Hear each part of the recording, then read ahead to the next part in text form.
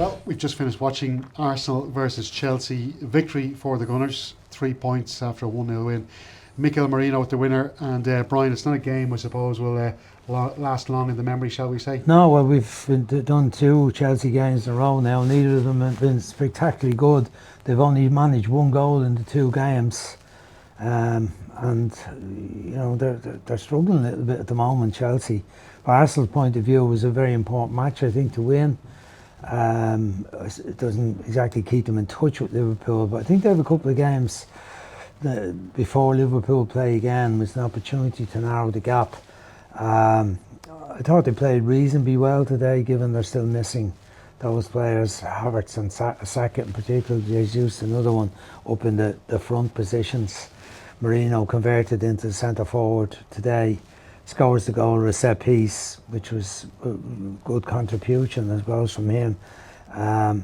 But from a Chelsea point of view, you kind of have to look at it and go, what did they do with all that money and have the squad they have? Some good players who played very well for other clubs, but they're not doing anything spectacular. And they looked lightweight and lacking confidence in the front positions today. Jadon Sancho, very little influence on the game. Neto looked a frustrated figure all through. And then Nkunku on the left side, who's quite an experienced player. I mean, he's 27. Didn't really feature in the match. But the ones that disappointed me more were the midfield players, Enzo Fernandez and Caicedo, who were, you know, massive signings, massive money spent on them, and yet they didn't dominate the game. The Reece James one in the middle of the field looked at a quite strange selection. He did okay, and he played some good forward passes, but overall as a team, they weren't impressive today, given it was such an important match for them, because now the gap closes between themselves, Notts Forest, Manchester City, Brighton, Newcastle, Bournemouth, Fulham are up there as well. Brentford, Fulham down, you know, it's been they're all squeezing on those top 4 positions now. But I think today's win gets Arsenal fairly safe in terms of Champions League spot, which was important. Yeah, just we'll come back to Arsenal in a sec. Just on Chelsea, well, before I ask you about the wider Chelsea picture, just focusing on today's game, and as you mentioned, Reece James coming in, playing a kind of a central midfield role, it was kind of hard to get to grips to what Chelsea were actually trying to do. And as we mentioned during the commentary, no focal point there in the centre forward position. Is that a bit of a concern at this stage of the season, where the players went out there and I'm not even sure they even knew what they were trying to do today? Yeah, well, it looked like the 3v3 in the middle of the pitch, that the role of Reece James was to kind of stifle Declan Rice breaking through in the inside left position. Caicedo was to deal with Odegaard on the other side, and they're basically they're 2 key players for Arsenal. And then you're looking at Enzo Fernandez saying, well, what's he doing? What's his role? So he seemed to be trying to get forward and maybe stop Partey run the game, picking up the. But what about themselves when they had the ball themselves? There didn't seem to be any great clarity or plan, because Neto was not comfortable in centre forward position. He's dropping off in the kind of the 10 position where they usually have Palmer there. They don't have Palmer today.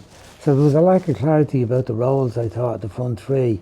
And they never really got a great rhythm to the game. They had a spell, 10 minutes, quarter of an hour at the end of the first half, where they got a bit of control. But overall, you have to say they're disappointing for a club that spent about £1 billion on players in the last couple of seasons since your man Bowley and his gang came in. I thought at the time it was scattergun signing players. It almost seemed like it was a kind of a half a policy of signing up the best young players they could see around the place to stop anyone else getting them and stockpile them.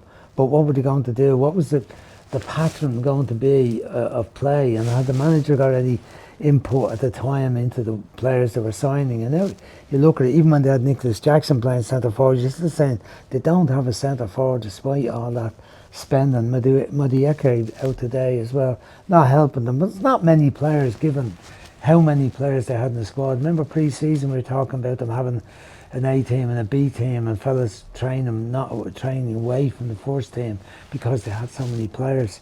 it's a very poor return really Chelsea are getting from the spending they made. Yeah, and he can add to that fun as well. Dario Asugo, the winger they've signed from Sporting, again, a player coming into a position where they do seem to have a lot of options. Maybe that's an indication of what will happen this summer. But just on the wider picture of Chelsea, and you've touched on some of it there, but I was looking at the results from the first half of the season, and the 17 games up till December 22nd, they had 10 wins and just 2 defeats. They lost to Man City in the opening day of the season, and they lost to Liverpool. So no shame in losing those games. And everybody's thinking, wow, Enzo Maresca's cracked it. He's really figured out what to do with this squad. But now it's tailed off, and perhaps maybe there's almost a synchronicity with the drop in form of the team, of that with Cole Palmer, who hasn't been very good over the last 10 to 12 matches.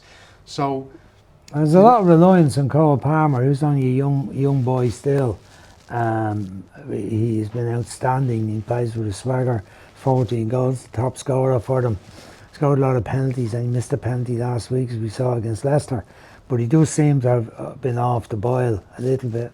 And you're right, but should the form of the team and the results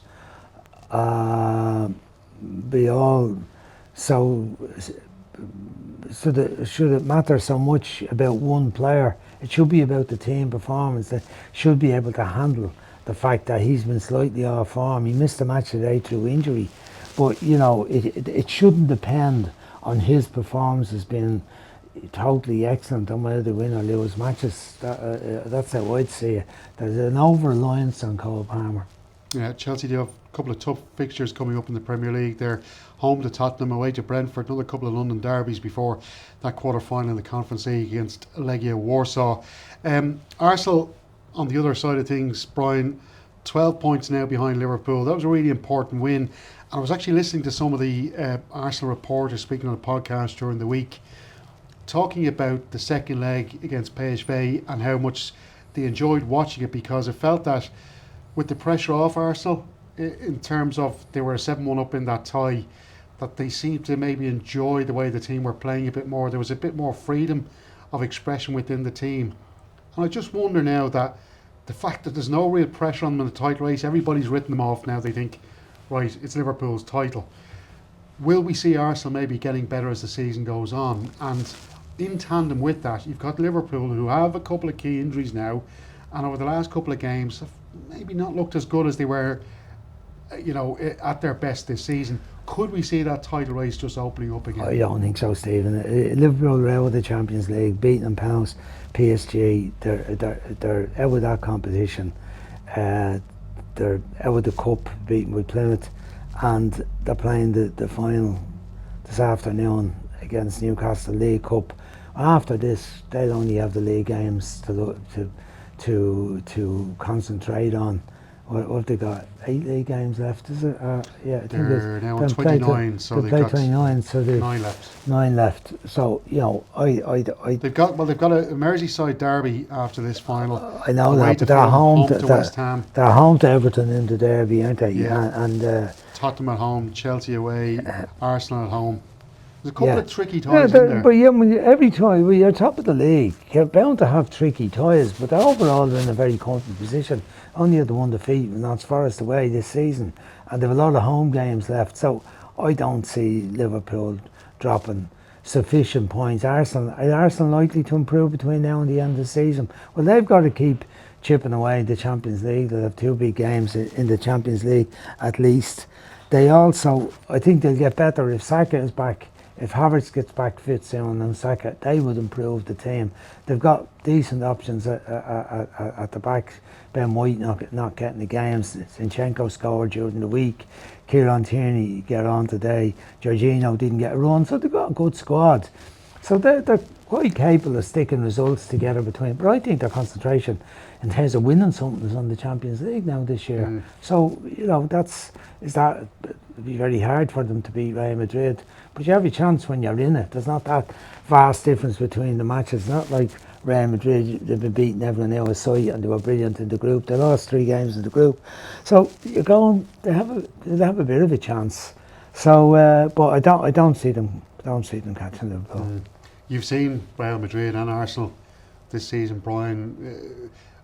where do you see in that tie where Arsenal could get at the Spaniards and maybe get the win across the two legs? Well, they've had Real Madrid have had problems in the defensive positions, the full back positions in particular. The right back position, they've had to play Valverde there a lot, and he's done very well. But they've lost him then from the midfield. They took Tchouaméni off the other night, brought on Camavinga in the midfield area.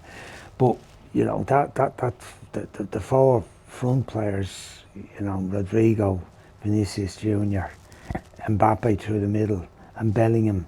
It's dealing with that four. You can keep two or three of them quiet, and the other one will do you. And then they've got young Hendrick to come on. That's the problem for Arsenal. And they can. The thing with Real Madrid, they can appear like they're out of the game and nothing much is happening. And then one of them makes a run or a pass, and Valverde can often be the one setting up the opportunity. It's very difficult to keep them all quiet. They just have this thing, I've said it frequently on Vision TV, that at this time of the year they seem to get everybody right and everybody seems to be ready, and the whole club seems to be tuned into that later time in the season, that what's required to win the Champions League, and that's why they've done it so often. So I think it'll be difficult for Arsenal, but they could do it.